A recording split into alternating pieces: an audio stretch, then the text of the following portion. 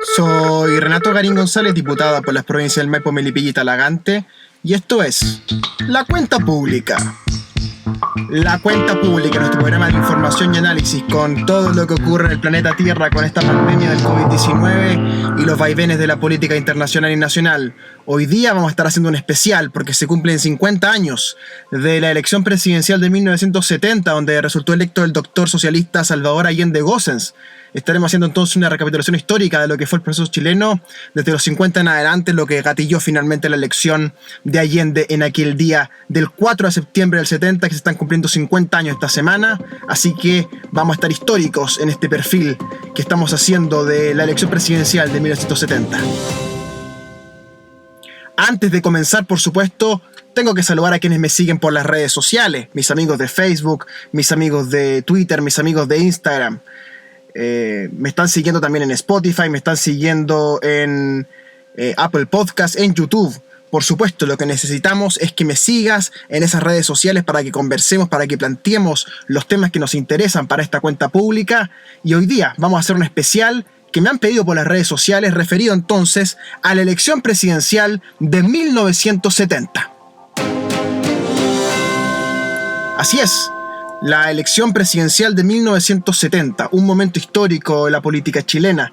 ¿Cómo se llegó a ese momento? ¿Cómo la política chilena se configuró históricamente para llegar a esa elección? Partamos desde algún punto, un punto que tiene que ser más o menos cercano para que no nos vayamos tan atrás. Ya sabes que hay especiales de la cuenta pública históricos de la independencia de Chile que están disponibles en nuestro canal de Spotify, que están disponibles en nuestro canal de YouTube, por supuesto. Tienes que buscarlos, tienes que seguirlo. Lo que estamos haciendo es un perfil histórico que vamos a comenzar en 1925, cuando se redacta la Constitución Política del 25, luego del quiebre del sistema del régimen político chileno que había regido desde finales del 19 hasta comienzos del 20, posterior en el proceso al suicidio del presidente José Manuel Balmaceda en la Embajada Argentina el 19 de septiembre del año 1891. En 1924, el presidente que cae y que sale de su ejercicio en el poder presidencial es Arturo Alessandri, que más tarde vuelve, por supuesto, al poder en 1932. Y por eso que en estricto rigor conviene hablar de la Constitución del 32, porque ese es el momento de normalidad constitucional de la Constitución y no de la Constitución del 25, aunque igualmente se le conoce como Constitución del 25. Por ende, este relato que estamos haciendo lo vamos a iniciar con esa Constitución del 25, que entonces, a partir de ella, se genera una serie de reformas estructurales en el país, y luego en el gobierno del presidente Alessandri, a partir del 32 en adelante, comienza, por así decirlo, lo que llamamos el siglo XX chileno, ¿no? Con un Estado bastante presente en la vida económica, que luego esto se va a profundizar con los radicales, el llamado Estado Fabril, el Estado de la Corfo, ¿verdad?, que impulsó diversas empresas en el momento de auge de este proceso, que esto estuvo, por supuesto, en una decadencia. Un tema muy importante en esta época es la inflación. La inflación que vivió el país desde los 30 en adelante fue galopante. Una inflación que en diversos periodos tocó techos, pero que fue siendo controlada por diversos gobiernos civiles hasta que el proceso se salió de madre en los 50, en los 60, cuando la inflación terminó tocando dígitos históricos, y eso también pasó en el gobierno de la Unidad Popular.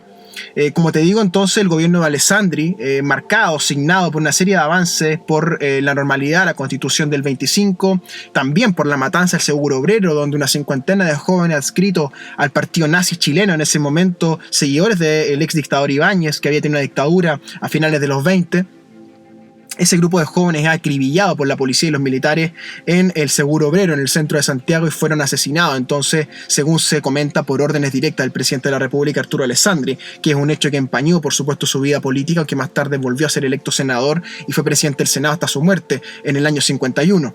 Después de Alessandri vino entonces la elección donde fue electo el profesor Pedro Aguirre Cerda, profesor y abogado, que gobernó hasta que murió de tuberculosis, también en La Moneda, en el año 41, y su mandato tuvo que ser completado y luego se llamó a elecciones, donde ganó Juan Antonio Ríos. Ambos gobiernos, tanto el de Pedro Aguirre Cerda como el de Juan Antonio Ríos, están basados en la expansión de la educación pública, la consolidación de la educación pública. Gobernar es educar, decía Pedro Aguirre Cerda, y la consolidación de este proyecto entonces de el Chile Fabril, el Chile radical que se había imaginado a través de la Corfo, ¿verdad? Eso después derrapa, se convierte en otro proyecto más bien de derechas en el Partido Radical con el gobierno de Gabriel González Videla. Recordemos que todo esto va ocurriendo, estos tres gobiernos radicales ocurren forman en el transcurso de la Segunda Guerra Mundial y luego en el comienzo de la Guerra Fría, cuando se forma entonces el eje soviético y el eje norteamericano a través del Pacto de Varsovia y de la OTAN, según uno quiera mirarlo en cada hemisferio. Por ende, el gobierno radical de González Videla se alinea con los Estados Unidos, se alinea con la persecución de los comunistas, y es ahí entonces donde es dictada la ley maldita, la ley de persecución de los comunistas, que proscribe a los comunistas de la vida pública, y se genera entonces la gran polémica internacional, ¿verdad?, protagonizada por Pablo Neruda, entre otros, que ya era un dirigente muy conocido, ¿no? Neftalí Reyes, que iba a ser senador más tarde, y su nombre de poeta es Pablo Neruda, premio Nobel, del cual todos los chilenos nos sentimos orgullosos, pero él es un patrimonio del Partido Comunista, en su momento senador del Partido Comunista, gran figura nacional del Partido Comunista Pablo Neruda, que fue perseguido por el gobierno de González Videla. Después de González Videla, que se va del gobierno en el año 52, quien asume es nuevamente Ibáñez. Ibáñez, que había sido dictador en el año 27, asume como presidente electo, esta vez en el año 52, donde consigue una amplia mayoría, barre realmente con una escoba, como él decía, a la clase política chilena, y gana en todo el país, y se convierte entonces en presidente democrático. Un presidente democrático al cual le estalla la crisis de la inflación por ahí por el año 54-55, y ese estallido de la inflación obliga a una alianza política de Ibáñez con la derecha política chilena, con la derecha más tradicional, por así decirlo, que se estaba reconfigurando en esos partidos liberales y conservadores que más tarde confluirían en el Partido Nacional. Y entonces ocurre la llamada Misión Klein-Sachs. La Misión Klein-Sachs, que es donde se sientan las bases del modelo neoliberal chileno, como lo conocemos ahora, que era básicamente un conjunto de medidas para parar la inflación y para fortalecer el peso. Y de ahí es donde viene entonces el primer programa para deshacerse el Estado de alguna de sus empresas estratégicas, para fortalecer el peso, para dejar de emitir de forma inorgánica y para controlar un poco, en el fondo, lo que era la inflación desatada que había en los 50. Fue entonces el final de algunos monopolios, fue una reestructuración de la economía que se produjo tanto en el gobierno de Ibáñez como en el gobierno derechista de Jorge Alessandri Rodríguez, el hijo de Arturo Alessandri Palma, hijo de Arturo Alessandri con Esther Rodríguez, hermano Jorge Alessandri de Arturo Alessandri Rodríguez, profesor de Derecho Civil y decano de la Escuela de Derecho de la Universidad de Chile, muy conocido, muy famoso, el más famoso de todos los decanos que ha tenido el siglo XX en nuestra Escuela de Derecho. Jorge Alessandri fue gerente general de La Papelera durante mucho tiempo, fue básicamente un gerente, un empresario, y más tarde entonces es designado por la derecha política como candidato presidencial y gana estrechamente a Salvador Allende, quien ya estaba concursando en las elecciones presidenciales, esta vez por segunda vez, ¿no? Porque ya había concursado el 52, ya había concursado el 58, concursa luego el 64 y finalmente gana el 70. Recordemos, Salvador Allende inicia su carrera política más nacional como ministro de Salud de Pedro Aguirre Cerda. Ya era un doctor socialista muy conocido, pero se hace más conocido, aún más famoso nacionalmente, con el gobierno de Pedro Aguirre Cerda y su Ministerio de Salud. Allende concursaría después entonces como senador, más tarde se elegiría presidente del Senado, sabemos, ¿no? Fue, por supuesto, candidato presidencial el 52 cuando gana Ibáñez, es candidato el 58 cuando gana Alessandri y ya consigue una amplia mayoría. El 58 Allende no logra ganar, pero consigue ser el candidato mayoritario de la izquierda y entonces su figura empieza a ensalzarse dentro del mundo socialista. Sabemos que el Mundial de Fútbol del año 62 cambió un poco el eje de la política chilena, aunque la inflación siguió siendo un azote permanente. Fue así entonces como Jorge Alessandri Rodríguez tuvo que dejar el poder el 64 sin lograr reelegir a la derecha en el cargo, ni siquiera presentando un candidato presidencial. Recordemos que el gobierno y la derecha en el fondo se plegaron a la campaña del joven Eduardo Frei Montalva, quien dirigía la Patria Joven, ¿verdad? La democracia cristiana que comenzaba fulgurante, ¿no? En un fenómeno electoral brillante el año 64, donde arrasa Frei la elección presidencial, consigue una amplia mayoría en el mundo sobre todo el mundo rural, donde consiguen diputados y senadores de la democracia cristiana, la llamada Marea Azul, y en todo ese contexto entonces Eduardo Frei y los jóvenes demócratas cristianos se hacen del poder, ¿verdad?, prácticamente total de la presidencia de la República y del Congreso. Sin embargo, y aquí empieza ya nuestro relato más pormenorizado, lo que ocurre del 64 en adelante es la radicalización por una parte de la democracia cristiana, que terminará formando el MAPU y la izquierda cristiana, ¿no? Nombres como Rodrigo Ambrosio, Enrique Correa, Carlos Monte y otros más, ¿verdad?, jóvenes fundadores del MAPU, que se van luego, por ejemplo, con Rafael Agustín Gumucio, ¿no?, el abuelo de Rafa Gumucio, que forma la izquierda cristiana, es decir, grupos que se separan de la DC.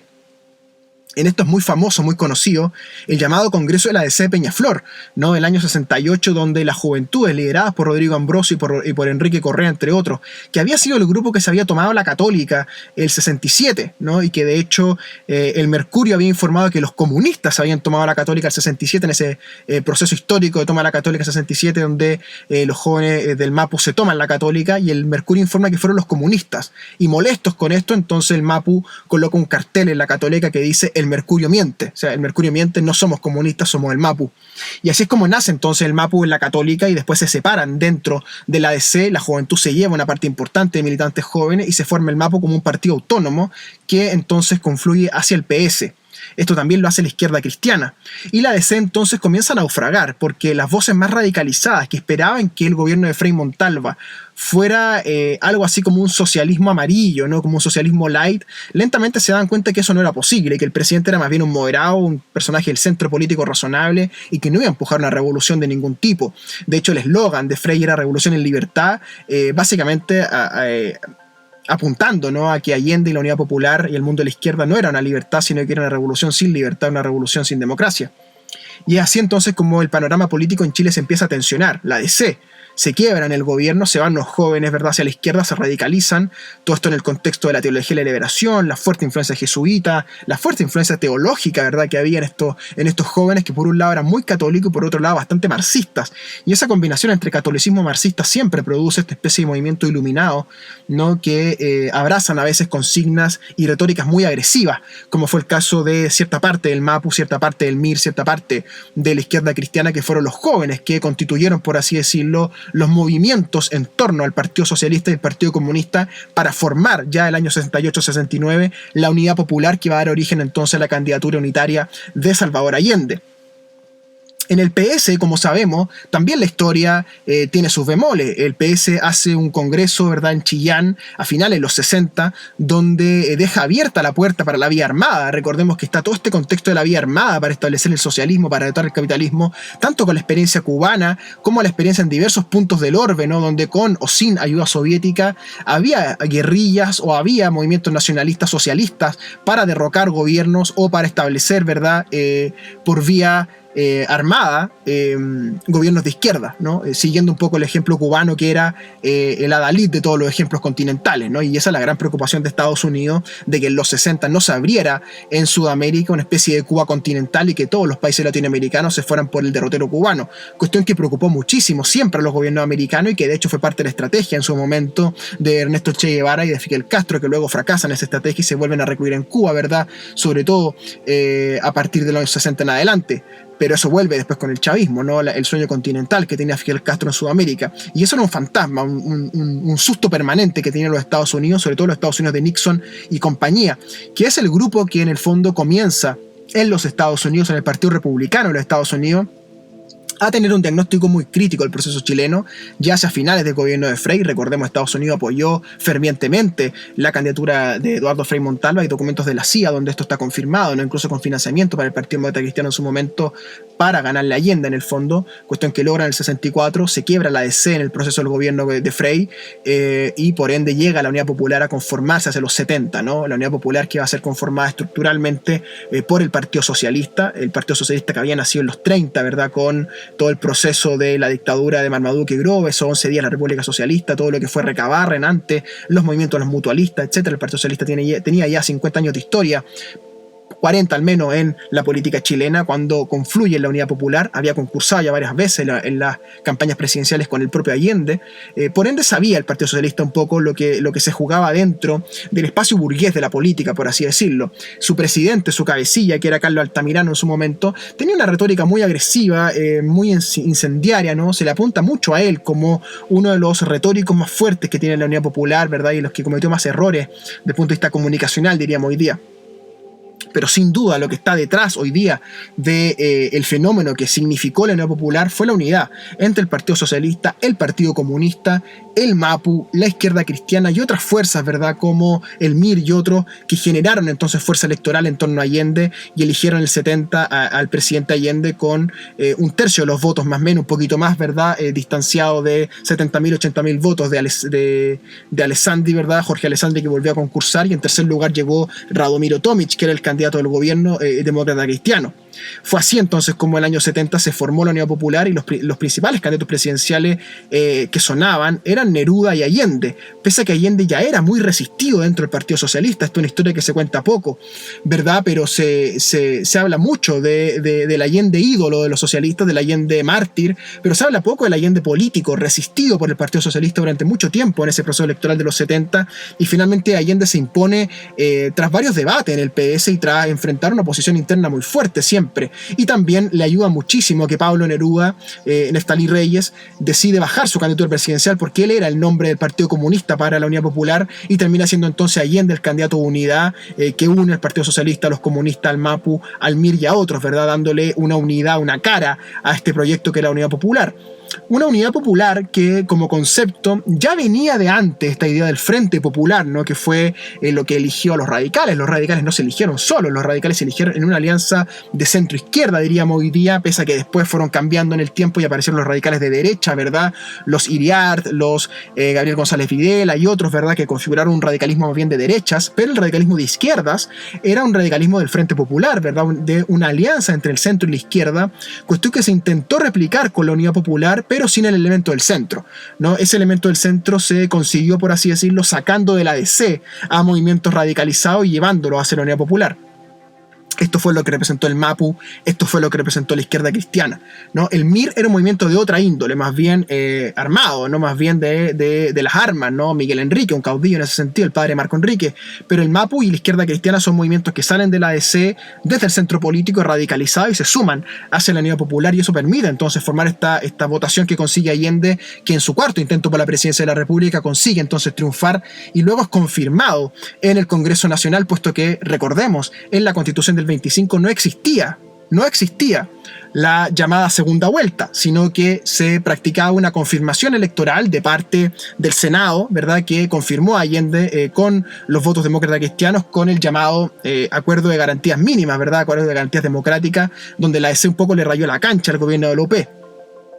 Lo que ocurrió del 70 en adelante, no es que Allende asume yendo muy rápido, es realmente terrible para la historia de Chile, ¿no? Es el enfrentamiento, es la polarización del discurso, es la aparición muy clara de Estados Unidos en el proceso político chileno, incentivando el golpismo, ¿verdad? También la aparición de actores extranjeros de la izquierda como Fidel Castro, que se instala, ¿verdad?, varios meses en Chile en un momento complicando incluso al propio Allende. Es la historia de un Allende republicano, apegado a las instituciones democráticas, que sin embargo el proceso político chileno y estos jóvenes de diversas tendencias que lo empujan en la Unidad Popular van derrapando el proceso y van llevando el proceso hacia un lugar incómodo para él, ¿no? Y lo que habría que mirar hoy día en el proceso histórico, ¿no? Es cuánto esos jóvenes de izquierda no complicaron al propio Allende y no hicieron que el proceso se radicalizara de forma innecesaria, ¿verdad? Pero por supuesto hay que ponerle la época de los 70, donde se hablaba contra el capitalismo, donde se creía que el capitalismo podía ser superado por vías políticas democráticas, ¿verdad? Donde el socialismo era una utopía todavía en ciernes, donde el proceso cubano estaba todavía bien mirado por parte de la población, en fin, donde había una cierta esperanza de la izquierda radical en hacerse de un proceso político donde Chile se hizo protagonista mundial, porque era el único lugar en el mundo donde el socialismo democrático, por así decirlo, por la vía electoral, estaba intentando imponerse, ¿verdad?, por vía democrática y no por vía de las armas. Esto fue lo que diferenció el proceso Allende del proceso cubano o de los soviéticos mismos, ¿no? Allende no intentó una dictadura, Allende intentó un proceso democrático que se le fue yendo de las manos, por supuesto, y que fue enfrentando una oposición muy dura, ¿verdad? Los Patria y Libertad, ¿verdad? Las derechas más fascistoides, ¿verdad?, que aparecieron en el mapa, que son las mismas que después terminan entonces confluyendo en torno primero al tanquetazo de julio del año 73 y después al golpe de Estado de la mañana del 11 de septiembre del año 73, ¿no? Pero lo que ocurrió entre el 4 de septiembre del 70 y el 11 de septiembre del 73, que va desde la elección de Allende hasta su suicidio, me parece a mí que son los 3 años más intensos de la política chilena en el siglo XX, ¿no? Y resumen muy bien lo que fue el siglo XX chileno, ¿no? El desarrollo de esta veta izquierdista de Recabarren y compañía, ¿no? Que ya tenía un antecedente histórico en los liberales pipioros del 19, en ciertas corrientes ácratas, incluso de la colonia, uno podría decir, ¿no? Los Camilo Enríquez, ese tipo de proclamas, ¿no? Que la UP un poco recupera para la izquierda, ¿no? El fortalecimiento del Partido Socialista, como te he dicho, 40 años de historia hasta la elección del 70.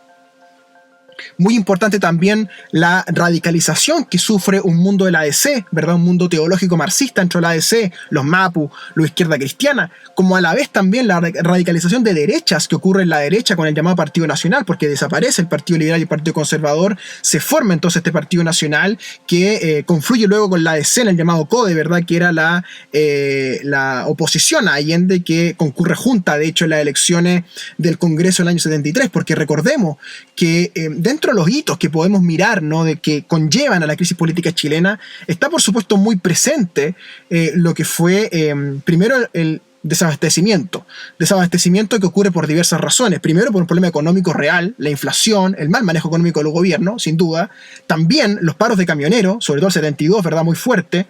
También la especulación, ¿no?, el acaparamiento, porque ciertos sectores productivos, para perjudicar al gobierno, acaparaban alimentos, ¿verdad? Entonces se combina una mala gestión, un peso chileno muy endeble, con mucha inflación, ¿verdad? Inflación inmanejable de miles, ¿verdad?, en porcentajes.